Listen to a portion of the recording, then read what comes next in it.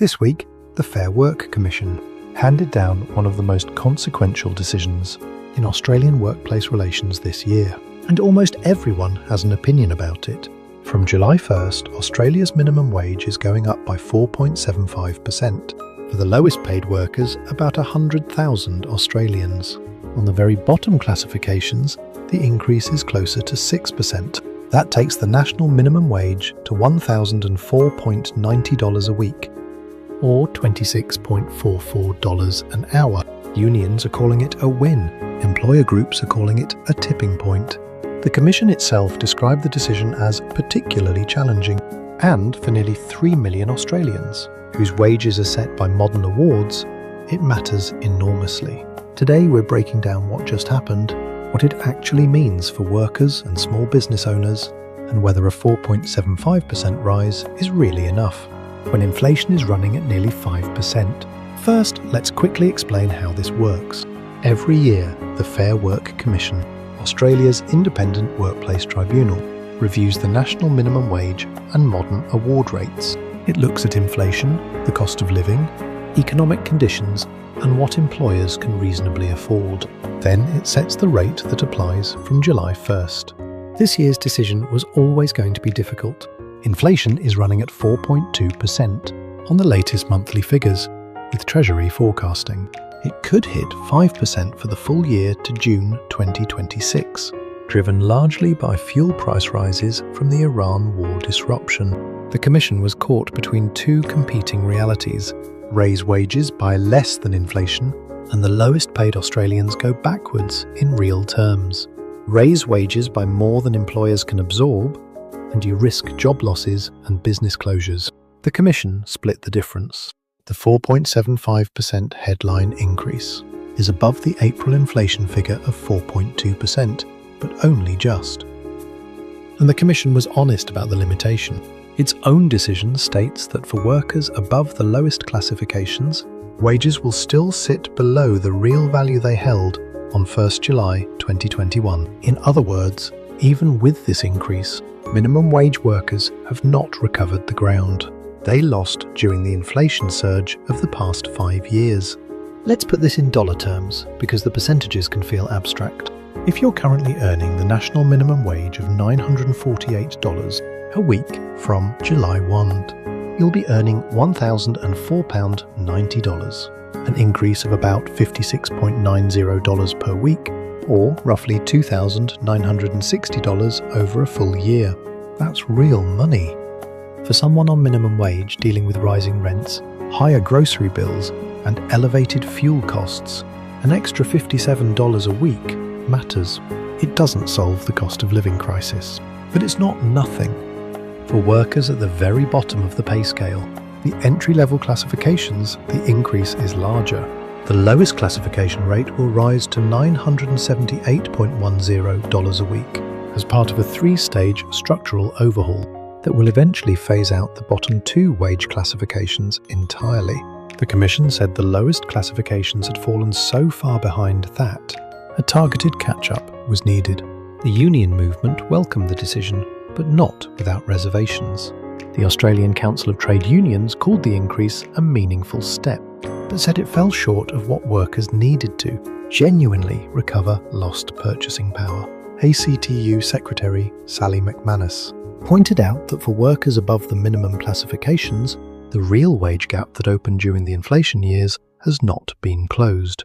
She said the Commission had acknowledged this itself and expressed hope that next year's review would finally close the gap. But workers can't wait another year, she said.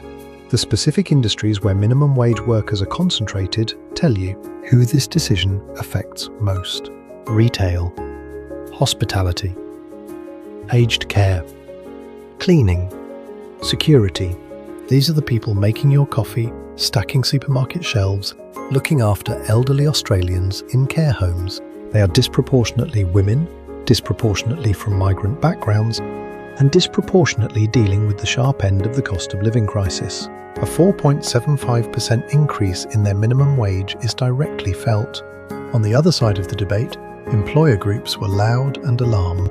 The Australian Chamber of Commerce and Industry described the increase as a significant impost on businesses already under pressure. The Restaurant and Catering Industry Association warned that many hospitality businesses were already operating on margins so thin that a wage increase of this size could push them to the tipping point between surviving and closing. The Australian Retailers Association said that for a small retailer employing 5 or 6 minimum wage staff, a 4.75% wage increase translates to tens of thousands of dollars in additional annual costs, on top of higher energy bills, higher supply costs, and higher occupancy costs. Some will absorb it by raising prices. Some will cut hours. Some will not survive. These are not just talking points. The small business sector in Australia has been under genuine pressure for 2 years. Interest rate rises increased the cost of business loans. Energy prices surged. Supply chain disruptions pushed input costs higher, and now a significant wage increase lands on top. The Commission acknowledged this economic reality, which is why it set the increase at 4.75%, rather than the 5.5% or higher that unions had sought. Here's the honest tension at the centre of this debate, and it doesn't have an easy resolution. Australia's lowest paid workers have seen their real wages erode over 5 years of above-target inflation. The minimum wage in 2021 was worth more in real terms than it is today, even after this increase. That is an injustice, and it falls most heavily on the people who can least afford it. At the same time, the businesses paying those wages, particularly small businesses in hospitality, retail and care, are not the fat cat corporations that the debate sometimes implies. Many of them are small family operations, cafes and restaurants and cleaning companies, run by people who are themselves struggling with cost pressures. When their labour costs go up faster than their revenue, something has to give. The Fair Work Commission's job is to navigate that tension every year, to find the rate that gives workers a fair deal, without tipping the businesses that employ them into closure. It's an imperfect science, and the Commission itself acknowledged this. The year's decision was unusually difficult explicitly, citing the Middle East conflict and its flow-on effects on Australian inflation as complicating factors that no one could have predicted at the start of the year. There's one more dimension to this decision that deserves attention. The Fair Work Commission noted that its 4.75% increase is designed at minimum to ensure minimum wage workers are not worse off in real terms than they were on 1st of July 2025. Not 2021, not 2019, just last year. For workers above the minimum classifications, the Commission explicitly acknowledged that their wages will still sit below the real value they held 5 years ago, and expressed hope that the 2027 review would provide an opportunity to close the gap. If inflation returns to the target band by then, that's a significant admission. It means Australia's minimum wage system, despite this increase, has not yet restored the real living standards that low-paid workers had before the inflation surge began. And the timeline for restoration is dependent on the RBA's inflation forecasts coming true, which, given that those same forecasts have been revised upward multiple times this year, is not guaranteed. For nearly 3 million Australians, this is not an abstract policy debate. It's the number on their payslip from July 1. And whether that number is enough to cover the rent, the groceries, the petrol, the bills, is a question every minimum wage worker in Australia is doing the maths on right now. Are you on the minimum wage or close to it? Will this increase make a difference to your situation? Or are you a small business owner worried about what this means for your costs? Drop it in the comments. This is a debate where both sides have something real at stake, and I want to hear from people actually living it.